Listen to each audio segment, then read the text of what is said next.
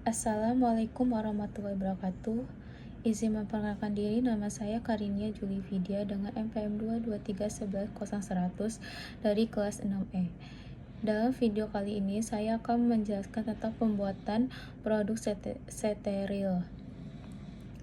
Produk steril adalah produk sediaan obat yang terbagi-bagi bebas dari mikroorganisme hidup. Macam-macam produk steril yaitu ada preparat sediaan parenteral atau obat suntik, preparat untuk mata, preparat irigasi seperti sediaan infus. Penggunaannya tidak melalui garis pertahanan hidup manusia yaitu dengan membran kulit mukrosa, maka sediaan ini harus bebas dari kontaminasi mikroba atau dari bahan toksis lainnya. Sesuai dengan CPOB, produk steril dibuat dengan persyaratan khusus. Tujuannya untuk memperkecil atau pencerahan mikroba, partikulat, dan nitogen. Pembuatan produk steril harus sepenuhnya mengikuti metode pembuatan prosedur yang ditetapkan secara ketat karena risiko yang ditimbulkan dalam obat jenis juga sangat besar. Seperti misalnya spesies, yaitu inflamasi yang disebabkan karena preparat steril yang tidak memenuhi syarat. Proses penggunaan produk steril ada dua macam, yaitu satu, produk disterilkan dalam wadah akhir. Dua, produk diproses secara aseptis pada sebagian satu semua tahap. Tipe-tipe kontaminasi itu ada dua macam, ada variabel dan non-variabel. Partikel-partikel debu, serat, atau mineral lainnya tersuspensi di udara dapat menyebabkan terjadinya kontaminasi produk. Partikel-partikel ini bisa jadi mengandung organisme hidup, misalnya bakteri, jamur, sporozoa. Semakin banyak partikel yang ada di udara, maka semakin rendah terjadinya kontaminasi produk. Sumber-sumber kontaminasi itu ada berbagai macam, ada dari lingkungan, personal, material, atau perawatan. Satu yaitu udara atau lingkungan. Udara merupakan sumber kontaminasi utama dalam proses pembuatan obat, sehingga di dalam CPOB diatur adanya syarat ruangan. Kualitas produk sangat dipengaruhi dengan kualitas udara yang ada. Persyaratan HFC dalam proses pembuatan obat diatur sangat ketat dalam CPOB. 2. Manusia atau personal. Terdapat lebih dari 200 jenis spesies bakteri yang berbeda yang ditemukan dalam berhubungan dengan manusia. Bakteri-bakteri tersebut ditemukan di usus halus, mata, hidung, mulut, rambut, dan kulit. Kulit manusia dapat mengandung 1000 mikroba. 3. Mesin atau peralatan. Meskipun terlihat sangat halus, permukaan mesin atau peralatan dapat menjadi gudang bakteri. Permukaan kristis. Permukaan yang bersentuhan dengan langsung atau berkilat langsung terhadap sterilisasi produk wadah penutupnya. Permukaan kristis harus sanitasi dijaga sterilisasinya selama proses produksi berlangsung. Selanjutnya yaitu ada bangunan, desain bangunan, kalkulasi ruang besi dan sarana udara besi. Air besi untuk pembuatan produk steril digolongkan berdasarkan karakteristik lingkungan yang dipersyaratkan. Tiap kegiatan pembuatan membutuhkan tingkat kebersihan ruangan yang sesuai dalam keadaan operasional untuk meminimalisir risiko kontaminasi oleh partikulat atau mikroba pada produk atau bahan yang ditangani. Kondisi operasional dan non-operasional hendaknya ditetapkan untuk ruangan bersih. Keadaan non-operasional adalah kondisi di mana fasilitas telah terpasang dan berorientasi lengkap dengan peralatan produksi tetapi tidak operasional.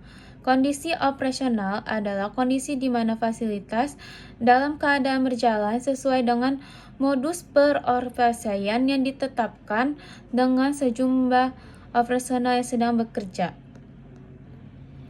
Pada pembuatan produk steril dibedakan menjadi 4 kelas kebersihan, yaitu ada kelas A, zona untuk kegiatan yang berisiko tinggi, misal zona pengisian, wadah tutup ketaret, ampul, atau vial terbuka.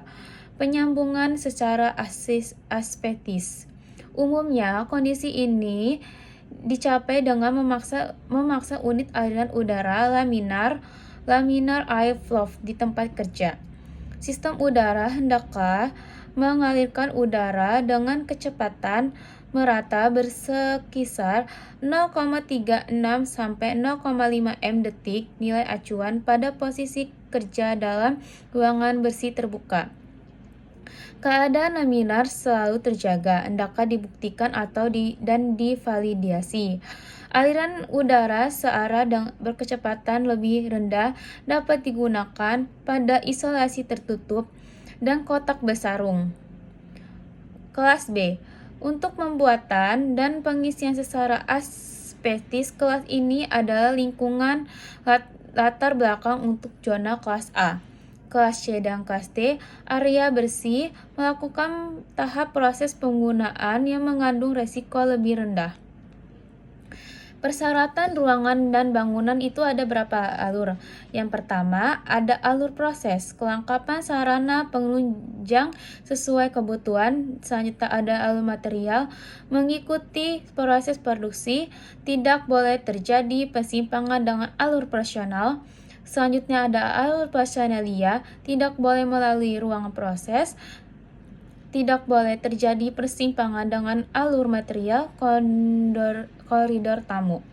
Prinsip desain. Semua bangunan fasilitas hendaklah sedia mungkin didesain untuk mencegah profesional melakukan pengawasan atau pengadilan.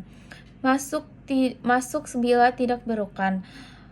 Area kelas A dan kelas B hendaklah didesain sehingga semua kegiatan dapat diamati dari luar. Konstruksi bangunan. Standar konstruksi bangunan untuk suatu ruangan bersih lebih tinggi dari bangunan lain. Bahan konstruksi yang digunakan berbeda dengan yang digunakan untuk ruang bersih, antara lain ruang bersih dengan struktur kedap udara. Permukaan ruang bagian dalam harus licin, mudah dibersihkan dan disanitasi. Di dalam ruang bersih, semua permukaan bangunan yang terpapar lingkungan hendaklah tahap atau kedap air, tidak retak atau berpori, tidak melepas serat dan mengkomunikasi partikel debu.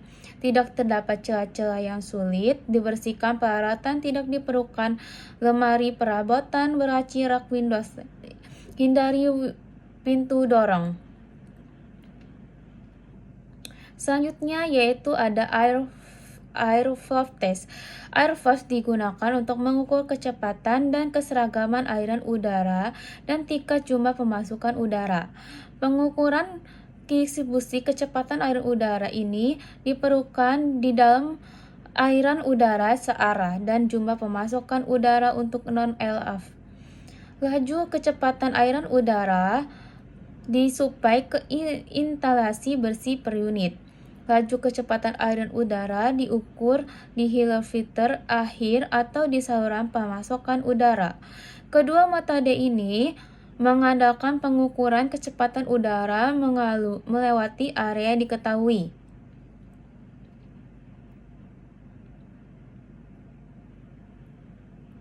Selanjutnya ada ruang ganti pakaian.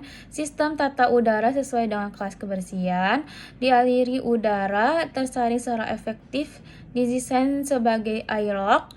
Rekomendasi ruangan terpisah untuk jalur masuk dan jalur ruang bersih.